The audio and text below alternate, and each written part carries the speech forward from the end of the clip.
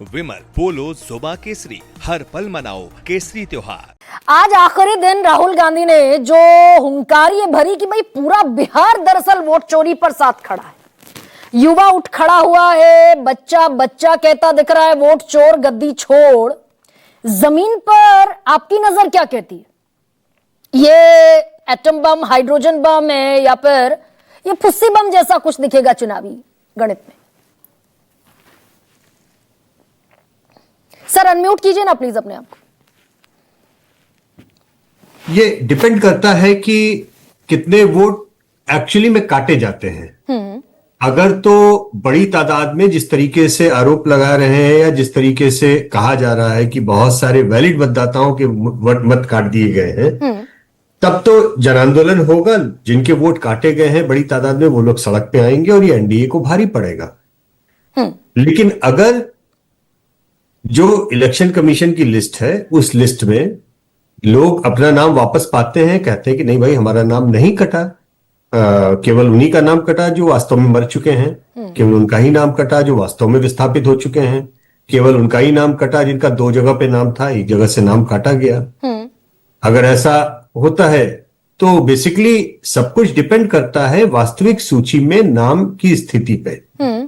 ये आपने फुसफुस बम और हाइड्रोजन बम के बीच की जो आपने बात की, वो दोनों के बीच का अंतर यही है, वास्तविकता यही है।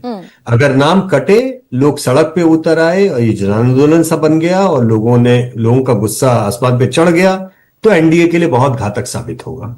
सर अभी लेकिन अगर नाम नहीं कटे तो मुझे लगता है कि फिर उसके बाद में उस कैंपेन का बहुत ज्यादा मतलब नहीं रह जाए।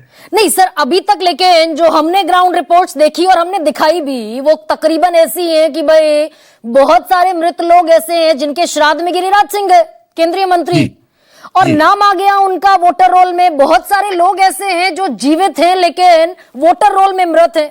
ये तो अभी तक के एसआईआर में खामी के तौर पर दिखा है।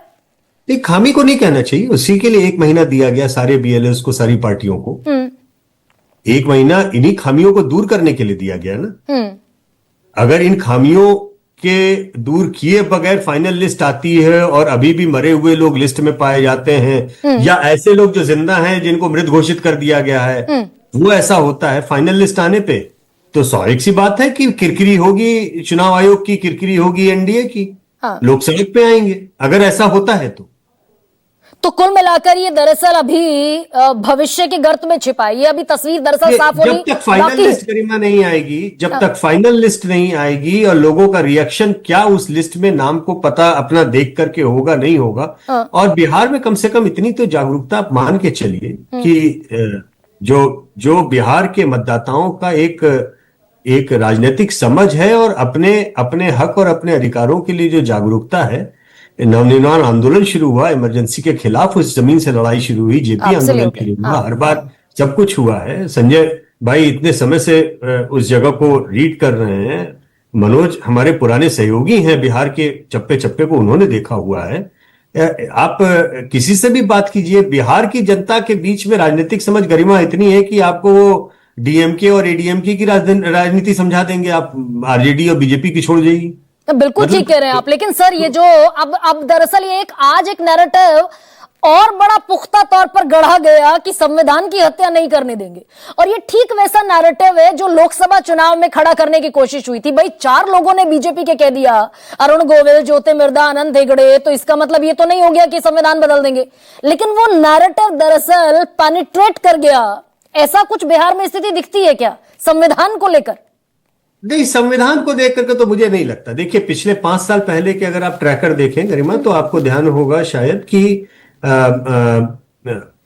लास्ट के 4-5 हफ्तों में तेजस्वी यादव का ग्राफ बहुत स्पीड में बढ़ा था। अमिताभ उस समय उन आंकड़ों को बहुत नजदीकी से देख रहे थे मेरे ख्याल से, और वो दरअसल उस ट्रैकर से ही एक तरह से बाद में उन लोगों ने कंसीड भी किया था कि जो ट्रैकर में आंकड़े आ रहे थे उन्हीं को देख करके हमको आइडिया लगा कि इस पे चर्चा होनी चाहिए, क्योंकि कोई भी कैंपेन में बेरोजगारी पे बात नहीं कर रहा था और बेरोजगारी सबसे बड़ा मुद्दा था।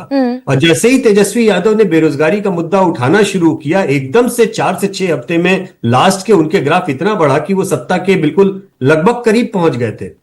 और उनका ये कहना गलत नहीं है कि अगर उन्होंने थोड़ी सीटें कम छोड़ी होती कांग्रेस के लिए और शायद अपने वामपंथी मित्रों के लिए सीटें ज्यादा छोड़ी होती, हाँ। तो जो स्ट्राइक रेट वहां पे सीपीआई, सीपीएम और सीपीआई माले का खासतौर पे था, अगर 10-15 सीटें भी हिल गई होती तो सत्ता पे कोई और काबिज होता। तो सर ये माना जाए भाई, तेजस्वी यादव कह रहे हैं कि नीतीश कुमार तो नकल करते हुए दिखाई दे रहे हैं। हमने नौकरियों की बात की, हमने 5 लाख नौकरियां दी 17 महीने के कार्यकाल में, असल चाहिए कि नकल चाहिए, ये क्या एज देता हुआ दिख रहा है तेजस्वी यादव को? भाई नौकरियों की हालत तो सर यही है कि 5.5% लोगों के पास बिहार में नौकरी है इस वक्त।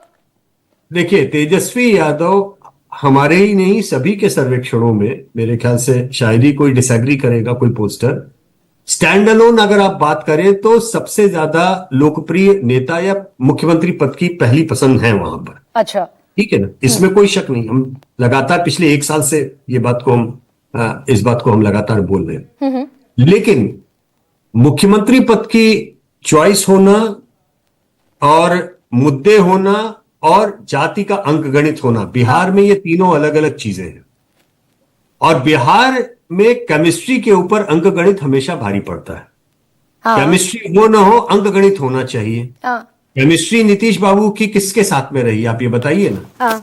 कभी इससे रूठे, कभी उससे रूठे। केमिस्ट्री का तो उनका पर्चा हमेशा ही लोटा गोल रहा, लेकिन अंक गणित में उनके अंक इतने अच्छे आते हैं गरिमा कि वो जिस तरफ जाते हैं सरकार लहला के उस तरफ बन जाती है। बट यशवंत जी, क्या इस बार ये अंक गणित, अगर मैं आपसे ये पूछूं कि भाई 65% आरक्षण देने का वादा किया नीतीश कुमार ने 2023 में कास्ट सर्वे के बाद, लेकिन वो 65% का जो आरक्षण था वो झुंझुना रह गया। भाई ये जो वोट बैंक है नीतीश का, ईबीसी प्लस ओबीसी 63%, इसे दिया 65% का आरक्षण, लेकिन आज तक वो आरक्षण लटका हुआ है क्योंकि 9th शेड्यूल में नीतीश कुमार नहीं डलवा पाए। अगर जिन लोगों को उन्होंने वादा किया था उनके लोगों को, हाँ। उनके लोगों के मन में अगर आपका ये प्रश्न है कि वो गुस्सा है, क्या वो नीतीश कुमार को छोड़ देंगे, तो उसका एक्चुअली में ईमानदारी से जवाब ये है गरिमा कि नहीं छोड़ेंगे। अच्छा। हाँ। अगर नीतीश कुमार उनका भला नहीं कर पाए तो तेजस्वी उनका क्या भला करेंगे। जो देखिए, जाति का जो अंक गणित है वो कास्ट आइडेंटिटी पे जिस तरह से चलता है, बहुत ही रेयर ऐसा होगा जब एमवाई कॉम्बिनेशन इधर से हिलेगा या ईबीसी और अपर कास्ट कॉम्बिनेशन उधर से हिलेगा। हाँ। बड़ा रेयर ऐसा होता है। सामान्यतः लोग घर बैठ जाते हैं नाराज होकर के। हाँ। खासतौर पे अगर आप एनडीए या भाजपा के मतदाताओं की बात करें, जैसे 5 साल पहले आपने ध्यान दिया होगा, हनुमान जी ने जब लंका को आग लगा दी थी, लंका के बजाय अयोध्या को आग लगा दी थी, तो आपने ध्यान दिया होगा कि वो वोट उन्होंने किसके काटे थे? नीतीश कुमार के। चिराग पासवान की बात कर रहे हैं आप। हाँ जी, पासवान जी ने, चिराग पासवान जी ने दरअसल भाजपा के ही वोट काटे थे ना। हाँ। जो जनता दल यूनाइटेड से नाराज मतदाता थे भाजपा के, उन्होंने पासवान की पार्टी के कैंडिडेट्स को वोट दे दिया था। तो वो अंत में गए वो पासवान की ओर, लेकिन वो तेजस्वी यादव की ओर स्विंग नहीं हुए। ये जब तक कि एक दूसरे की ओर बड़ा स्विंग नहीं आए कोर वोटर्स में से छिटक के, तब तक अंक गणित में वैसा डेंट सामान्यतः लगना बिहार की राजनीति में थोड़ा मुश्किल है। अमिताभ